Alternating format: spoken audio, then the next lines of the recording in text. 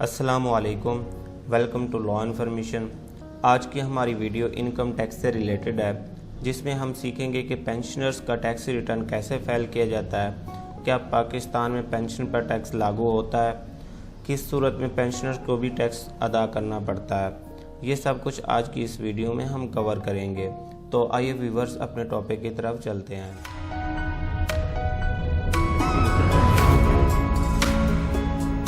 पहले आपने ये FBR का आयरिस पोर्टल ओपन कर लेना। यहाँ पर आपने अपना लॉगिन आईडी देना और इसके बाद पासवर्ड लिखना है और इसके बाद आपने लॉगिन हो जाना है। जैसे ही हमने लॉगिन के बटन पर क्लिक किया तो हमारा ये प्रोफाइल ओपन हो चुका है।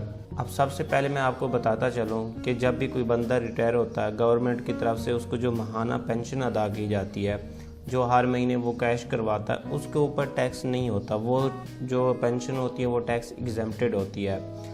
अगर एक बंदा एक जगह से रिटायर होने के बाद दूसरी जगह पे जॉब स्टार्ट कर लेता है, फिर वहाँ से भी रिटायर हो जाता है, तो उसको वहाँ से भी पेंशन दी जाती है। तो अब वो माहाना पेंशन जो है वो दो जगह से ले रहा होता है। एक जो उसने फर्स्ट जॉब की थी वहाँ से उसको मिल रही होती है, एक जो उसने सेकंड जॉब की थी वहाँ से भी वो ले रहा होता है।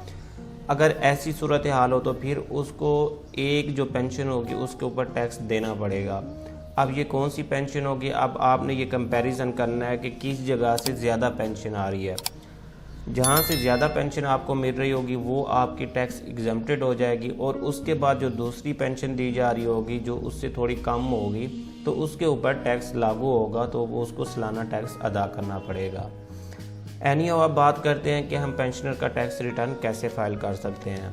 आपको पता है टैक्स रिटर्न फाइल करने के लिए आपने डिक्लेरेशन के ऑप्शन में आना है। यहाँ पर आपने नॉर्मल रिटर्न को सिलेक्ट कर लेना है। जैसे ही हमने ये नॉर्मल रिटर्न सिलेक्ट करते तो हमारे पास ये विंडो ओपन हो जाती है।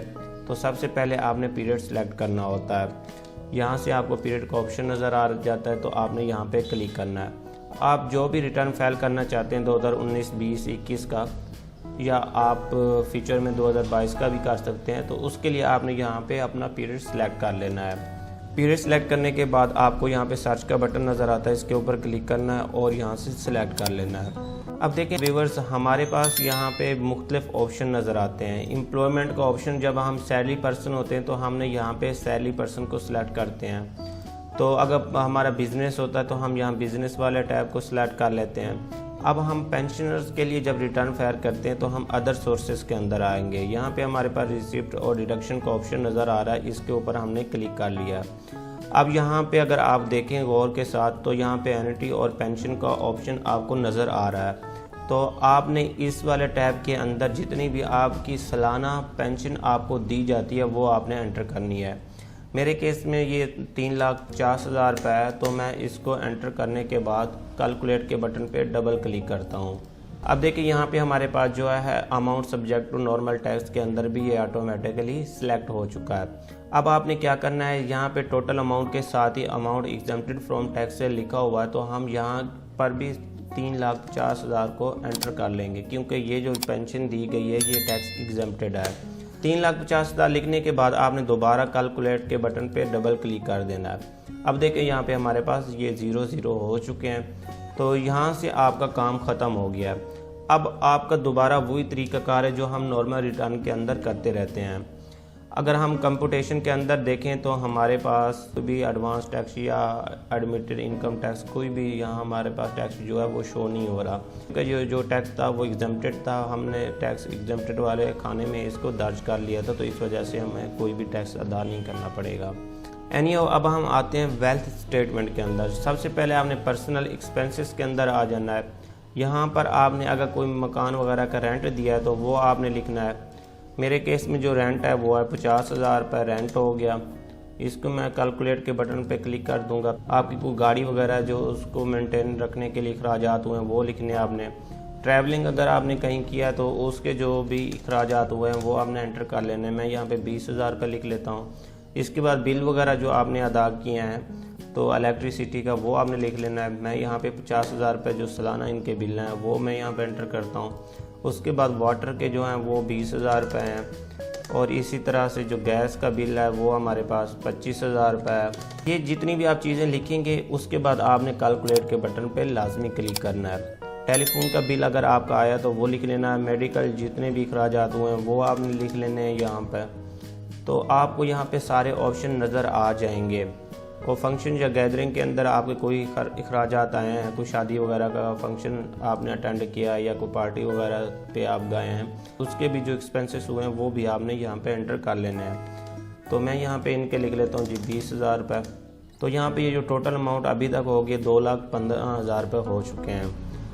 अब अगर आपने कोई ज़कात वगैरह दिया है या कोई भी इसी तरह से लाइफ इंश्योरेंस का प्रीमियम जो होता है वो अगर आपने दिया है तो वो आपने यहाँ पे इस खाने में दर्ज कर लेना है। अगर कुछ भी नहीं है तो फिर अगर आपने दीगर अखराजात किए जो आपको याद ही नहीं है तो फिर आपने यहाँ पे अदर पर्सनल एक्सपेंसेस के अंदर क्लिक करना है। तो हम इसके अंदर बाकी जितनी भी रकम बच गई है वो सारी की सारी यहाँ पे एंटर कर देंगे।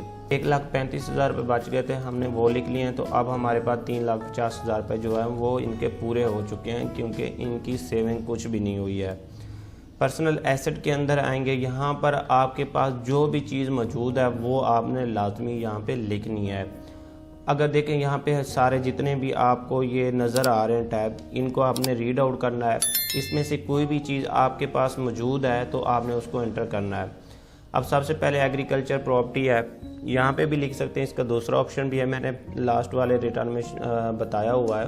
कमर्शियल या इंडस्ट्रियल प्रॉपर्टी है या कोई बिज़नेस है या कोई एनिमल है जो नॉन बिज़नेस के लिए आपने रखे हुए हैं तो वो भी आप लिख सकते हैं।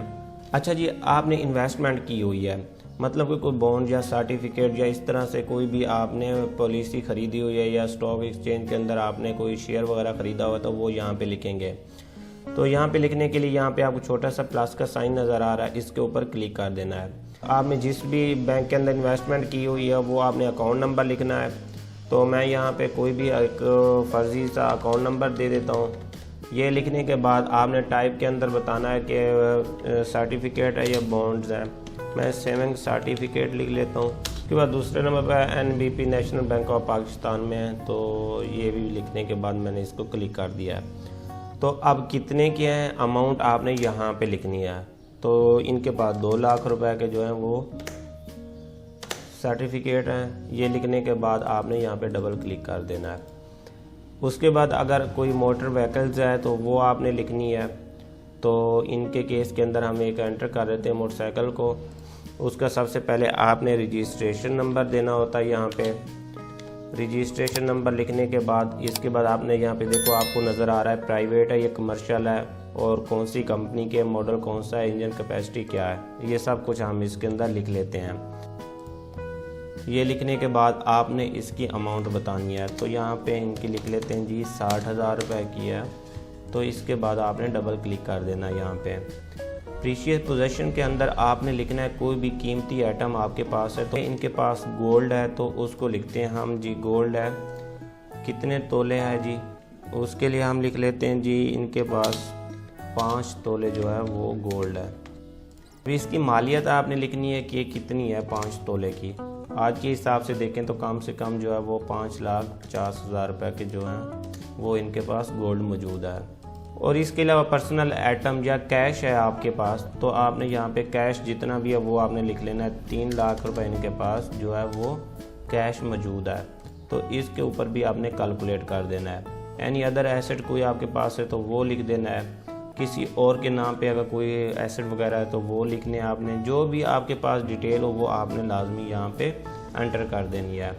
अब इनके जो हमारे पास जो टोटल एसेट बन चुके हैं पाकिस्तान में वो तकरीबन 11,10,000 रुपये के हैं। अब यहाँ से हमारा काम हो गया ख़त्म। अब हम क्या करेंगे, यहाँ पे रिकन्सिलिएशन के अंदर आएंगे। अगर यहाँ पे देखें तो हमारे पास नेट एसेट करंट ईयर के जो हैं वो यहाँ पे हमारे पास 11,10,000 रुपये के हैं। प्रीवियस ईयर के अंदर देखें तो कुछ भी नहीं था इनका। और यहाँ पे रिकन्सिलिएशन अमाउंट के अंदर हमारे पास 14,60,000 रुपये शो हो रहा है। हमें यहाँ पे इसको ज़ीरो करना है। जब तक हम ज़ीरो नहीं करेंगे तो हमारा रिटर्न सबमिट नहीं होगा। तो अब यहाँ पे देखें हमारे पास income declare as per return for the year exempted from tax. तो हमारी कितनी एग्जेम्प्टेड थी, 3,50,000 रुपये, क्योंकि पेंशन मिली थी इनको 3,50,000 वो एग्जेम्प्टेड थी। इसको यहाँ पे हमने क्लिक किया तो अब हमारे पास 11,10,000 रुपये का एसेट है। आपने इसको कॉपी करना है। कॉपी करने के बाद आपने यहाँ पे इसको पेस्ट कर देना है। पेस्ट करने के बाद डबल कैलकुलेट के ऊपर क्लिक करेंगे तो हमारे पास ये ऑटोमेटिकली ज़ीरो हो चुके हैं। अगर आपके पास यहाँ पे लास्ट ईयर के भी आपको नज़र आ रहे हों एसेट, तो फिर आपने क्या करना है, आप अदर्स के अंदर ये वाली अमाउंट कॉपी करने के बाद अदर्स के अंदर पेस्ट करेंगे तो डबल कैलकुलेट के ऑप्शन पे डबल क्लिक करना है, तो यहाँ पे भी ज़ीरो हो सकता है आपका। ये सब कुछ आपने लिखने के बाद एक दफ़ा इसको चेकआउट कर देना है कि सारा कुछ आपका ठीक लिखा गया हो। फिर उसके बाद इसको सबमिट करने के लिए वेरिफिकेशन के बटन पे आएंगे। यहाँ पे आपने अपना वेरिफिकेशन पिन लिखना है और इसके बाद आपने इसको सेव करना है एक दफ़ा और यहाँ से आपने इसको सबमिट कर देना है। मैं अभी इसको सबमिट नहीं कर रहा, थोड़ी सी मैंने इसके अंदर चेंजिंग करनी है। तो यहाँ पे जैसे ही आप सबमिट करेंगे तो रिटर्न जो है वो कंप्लीटेड टास्क में चला जाएगा। ये तो था व्यूअर्स आज के हमारी वीडियो का छोटा सा टॉपिक। आई होप कि आप सबको समझ आ गई होगी। किसी का कोई भी क्वेश्चन हो तो हमें कमेंट्स करें। अल्लाह हाफिज़।